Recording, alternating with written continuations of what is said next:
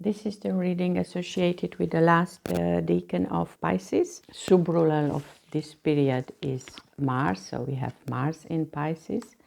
Very much a fire energy, a lot of action, and the card associated in Tarot, it's the Ten of Cups. It talks about how with actions, controlling maybe our emotion or using our emotion, we can end up finding a kind of stable happiness. It's a card of Lord of Satisfied Happiness. So in a point where we can trust that our happiness is stable. And the story that I have in my lovely book, Beneath the Moon, an Arabic folk tale for this card. It's called Journal the Seaborn.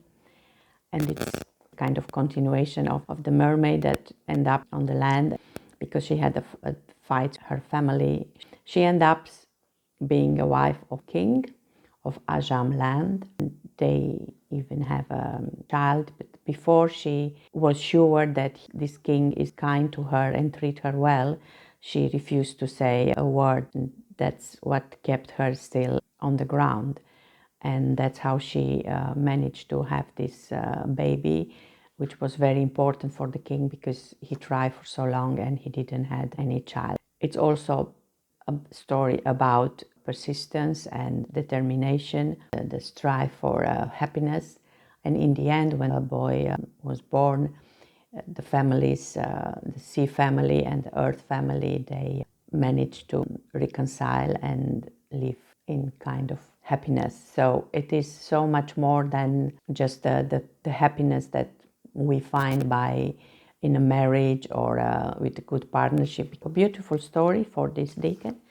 And the cards, the way I arranged them here, there are 9 parts of the reading. I even made a nice Sri Yantra for a Sri Yanta meditation, a nice symbol I see with some sacred geometry here. And we will start the whole reading. It's called Creation.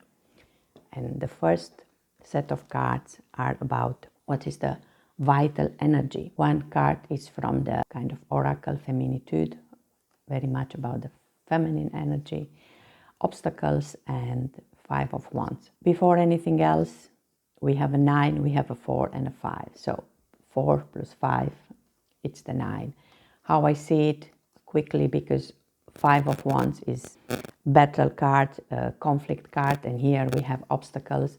The way I see that the moment you win your internal battles and you can cross all the obstacles, or bigger or smaller, you end up being this amazing priestess, like in this card.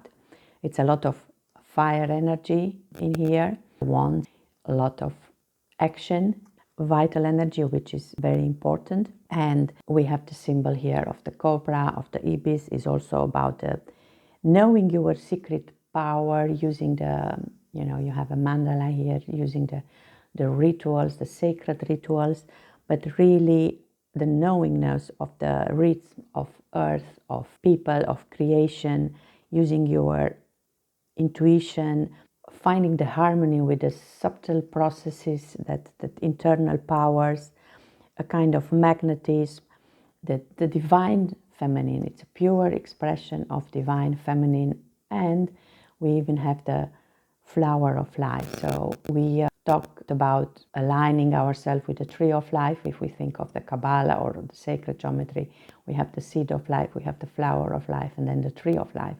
So this will be what is vital energy that you have at your disposal.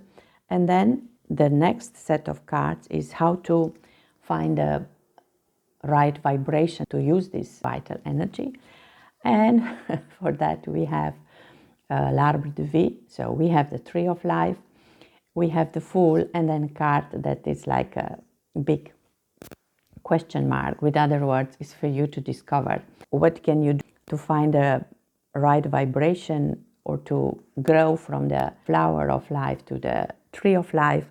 Be the Fool, but the Fool from the Tarot, which means start all over again when it's needed, trusting that everything is going to be all right. And we know that Uranus is the one associated with the Fool. It's very much about a spirit of innovation, a very free spirit. The Uranus as such is associated with the 11th house of social groups, of ideals. So very much bringing change in your surroundings, bringing new ideals, finding your own, because the Fool as such doesn't know what's going to happen, and this is also a card. I have no clue what is going to happen. It's very interesting that this tree of life, if you check the Kabbalah symbol, it's very much like the image of a human. We have the three columns, the right, the center, and the left, with all the qualities of wisdom, of kindness, of power, beauty, understanding, the justice, the strength, the glory. So it is how to stay vertical, and how to get this right vibration. It's by finding your verticality, and even in the real meaning of the word, just stay straight, because more and more I'm convinced that in the moment that we keep our backbones straight, we can connect much better between earth and sun, if you want to see it like this, and maybe practical work with Qigong or Tai Chi, dancing, eating as much as possible natural food, working in the garden, and never lose this innovation spirit and this energy of Fool, and of course the unknown, which makes everything even more interesting. So that would be what is the vibration that you need and how to get it. And the next set of cards is going to be about, we mentioned here that it's important to stay vertical. Now let's say how to stay vertical. And I found it very interesting how the cards are, even with the numbers, are talking to us. We have the 9 here, the lumineuse, shining. We have again the moon, that is 18, that is another 9. So we have 2 times a 9. And we also have here a 4 and a 9, of course it's 49, but 4, if we remember here, we said that these are the obstacles. So here it also looks like obstacles, like you have something that is very tangled here, how to find a way out.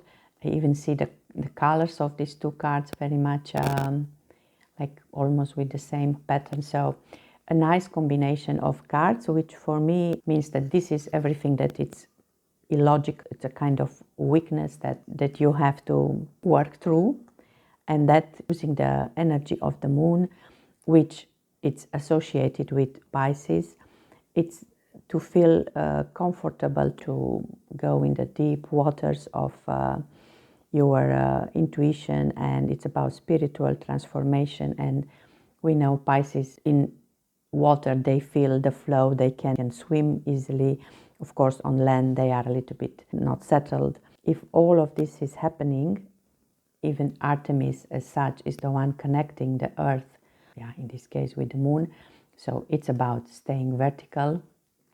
If this is happening, then you have this opening this light body, let it shine, let it be bright, this wisdom, the interior wisdom.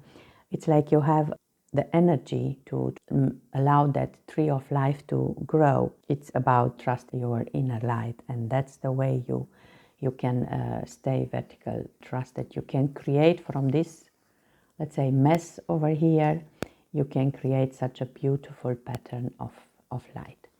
So that will be the part about how to stay vertical. Then we have how can you clear up whatever needs to be cleared up, because we talk about obstacles. And for that we have the Ace of Swords, the Revelation, and La Bâtisseuse. I was even trying to pronounce as well as I can. The Builder.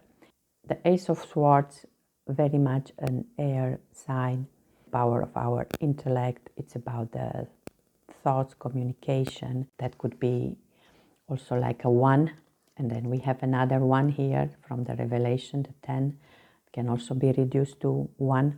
In this combination, it's about learning and inner compass, the way I see it. And then we have this Revelation, follow the light, and build on that. Lord is a great engineer. He knows how to plan from the proper material, the tools, and then has the discipline and determination to build. And actually what you build is in the inner temple, basically taking good care of your body, get a little bit detached of the things that you create, a good way of clear up what needs to be clear, and just ability of learning also by doing and mostly following the inner compass. So that was about how you can clear up what you need to be clear up, and then we go to what are your extra capacities to see what needs to be seen and how to assimilate events. We have the Two of Cups, we have the Passé, the past, and the Amazon. A lot of energy of water.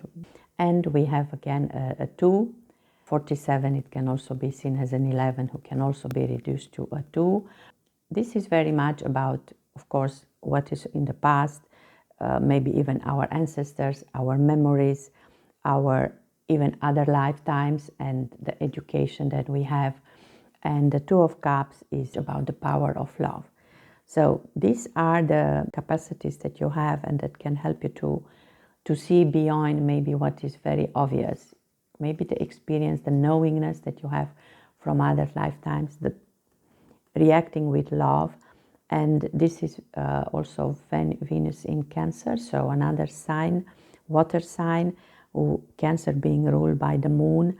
We come back to the cycles of the moon. This is the energy of the high priestess that we also have. 4th house, the family. It's very much about using the feminine energy mostly, but also the know how to combine with the masculine. It's about awareness of the mind, body, and spirit, all of them together, and not trying to be dominant, go back on the horse when it's needed, be active and take a lot of action, but in the same time knowing when you have to calm down and wait for decisions to take after the whole fire energy is a little bit gone. And in this way, learning from past experience, also being very much connected with your feminine side, your mother side. And the Two of Cups, it's about feminine and masculine energy. You can also see coming together to find love, but coming in the middle. I see here also the third eye, or a kind of deeper wisdom that is necessary, and that can come also from the past experience of either past life. So that will be about extra capacity, how you can assimilate different events. Then we have what kind of energy can assist you in the transformation, and here we have the Page of Wands, 2 cards wanted to come out for, and the stability, and we have La Rivière Rouge. Of course, if it's about the power of transformation, the energies, we have already an earth and a fire here. We have a 6, a Venus energy, but 66 is, you can see it as a 12, then it's 3, and you have a 2, so 2 times 3 or 3 times 2, you can take it the way you want it. We get a 6, we get the stability, so it's also about how to find that stability, that balance in life, find the trust, the knowingness in you, a kind of total abandon to your destiny. This is a dream catcher, just using your alchemy. This is a symbol of feminine alchemy, of course connected with the moon cycles, almost like a magical wand that this Page of Wands is capable to use. He is a personification of fire, associated with Aries, leadership, a keeper of the flame, keeper of the enthusiasm, and once she gets a spark, go for it, and do this feeling the magic of beautiful river of blood, of life that is inside us. And it's also valid for women on the menopause, because you can still feel this river of life. And we see this kundalini, the serpent, the rainbow. It's actually in us, and this can help you in the transformation. And then the next group of cards is about the forces that are moving you. And we live in a world of duality, so this is already a card of duality here, le roi. Then we have the Seven of Wands, and we have communication. 3 plus 7 is 1, 10. I mean, we already have 2 times 1, we have 7, 7. And it's how to deal with dualities in order to force you to move on. This is again a fire energy action. From duality, we are finding the necessary challenge to move on. If everything will be just light, then we will not feel the energy to change. Maybe we will just enjoy. And we also have here communication, very much the throat chakra, the an air sign. And the Seven of Wands is also Mars in Leo, so a lot of leadership and heart and strength in this combination of forces that are engaging you in action. Stand up your ground, self-determination. Also, because of these dualities, a simple mortal can become a superhero, can become the king. The point is not to use your power in order to impose, take advantage of it, because you already can inspire people. You can make them follow you. They can engage in a different routine, learn new things. Wherever you are an inspiration, you are capable of leading people. Use the duality for the good of all. And then we have the next group of cards about the lineage, what you get, let's say, from unconsciously, maybe from your ancestor. We have the Judgment, the Clairvoyance, and la Couillante. This is the one that welcomes you. And the first thing that I see here is when we have 2, 2, 2. 56 is 11, that's another 2 if we want to see it. We have the Judgment cards, which we know you can see it as a transformation. This is why we are here. This is the Eye of Horus, and we have the same symbols that we already had it once. And then we have this verticality here, or this stability, the way I see it, this beautiful feminine power sitting here in the middle, like it's no movement actually, like a silent force that it's connecting the water now with the air. Here was very much about ground with the air, and it's like inviting you to follow the flow, the dance of life, like these dolphins. It's more about being, just being. It's not about doing, but staying straight with the foot in your feminine power, in your emotion, and accept that everything happens with reason. It's a rebirth. It's even this judgment, when you manage to work out with all your shadow work, because this is also, you can think of it as a shadow work. When you deal with all of this, when you follow your intuition in creating the life, in creating the transformation that it's needed. And remember, if you know that after the 20 card from Tarot, we have the card 21, the world. So it's like the cycle that it's complete. So you are very much in the point of an important transformation. We had this, okay, of course, in the story that I was thinking we had another association with a woman coming up out from water, but of course it was the story we started with. This is like she brings that kind of energy on earth. And then we have the last set of cards who are about what is the best form of expression of all these qualities. And we have a Three of Cups, we have the Enemy, and we have L'Arbre Matrice. And we have a 3 times 2 or 2 times 3, we have 6. So we come back to this energy of Venus. If you look only at this card, it takes time for the seed to grow. you need the opposition. This is a card of shadow work, dualities that we also mentioned, that these are the forces that makes you act. Then we have the Three of Cups, who is called the Lord of Abundance, about, again, home, family life, communication. And it can also be the three aspects of a goddess, the maiden, the mother, the crone, or the three stages of the moon, the waxing, the full, the waving moon. All of this is in one woman, and you have to be able to celebrate, because this growing process, we see it incorporates the darkness, it incorporates the shadow. It's very complicated and it takes time, but then it's like this tree of life, this from this matrix of light and dark grows in the beautiful tree of life, and in the end to become the co-creator that you are meant to be. So I just found this nice toy again and I thought, based on this, to see which was the number that we had a lot in this reading was the number 9, which maybe it's an important 9, maybe it's even associated with your life path. So I will sigh and see 1, 2, 3, 4, 5, 6, 7, 8, and 9. Okay, and we have here a 1, a 9, and a... Oh, we haven't. It's a 9. So, wow. We end up with love. What is more beautiful than that? Of course, that's the best energy, and that is all that is.